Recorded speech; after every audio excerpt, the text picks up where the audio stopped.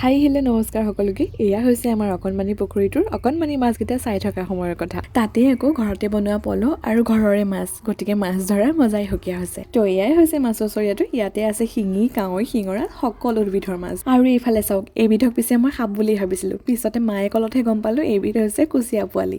পিছে খাবলৈ এই মাছখিনি উঠোৱা নাই, চাবলৈহে উঠাইছে। মানে ঘৰৰ যিকোনো বস্তুৱেই ঘৰতে খাবলৈ সাংঘাতিক বেয়া লাগে। তাতে আকৌ মাজে সময়ে আজিকালি আমাৰ পুখুৰীলৈ কিংফিচাৰ এটা আহি থাকে। সেইকাৰণে দেৱে বোলে মাছকেইটা কমিলে নে বাঢ়িলে অকণমান চোৱা যাওক। পিছে সিহঁতৰ স্বাস্থ্যৰ যতন ল'বলৈ গৈ বিপদে ঘটিল। মানে শিঙি মাছৰ গাত লাগিল কি নালাগিল দিলে বিন্ধি। গতিকে উপায় নাই, শিঙি মাছ নোখোৱাকৈ শিঙি মাছৰ বিষ খাব লগা হ'ল। আৰু তাৰপিছত সৌৱা পুখুৰীতে মাছখিনি পুনৰ ঢালি দিলে। আৰু তাৰপিছতে আৰম্ভ হ'ল আমাৰ টেঙা খোৱা পৰ্ব। মানে মাছ খোৱা যিহেতু নহ'বগৈ, ভাবিলোঁ টেঙাকে খোৱা যাওক। এয়া চাওক বোলে, এয়া চাওক আমি জলফাই খাবলৈ বহিছোঁ, আপোনালোকক নিদিওঁ।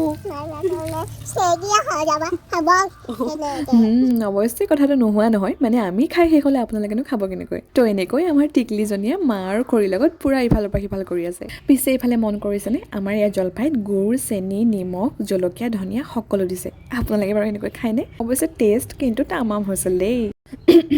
তো এয়া হৈছে সন্ধিয়া সময়ৰ কথা। কথাটো আকৌ এনেকুৱা, দিনৰ দিনটো যিমানে পেট ভৰাই খালেও সন্ধিয়া হ'লে ভোকটো অকণমান বেছিকৈ লাগে। তাতে আকৌ চাকৰিয়াল বাই ঘৰলৈ আহিছিল, গতিকে ভনীয়েকহঁতে খোৱাহে কথা।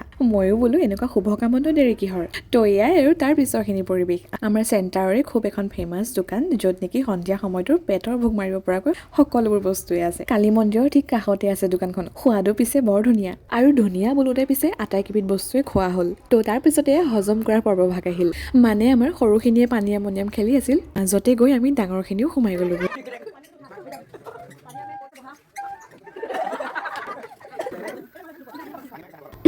পিছে সৰ্বশেষত বিজয়ী কিতাপটো লাভ কৰিলোঁ মইহে। গতিকে আজিলৈ ভিডিঅ'টো ইমানেই।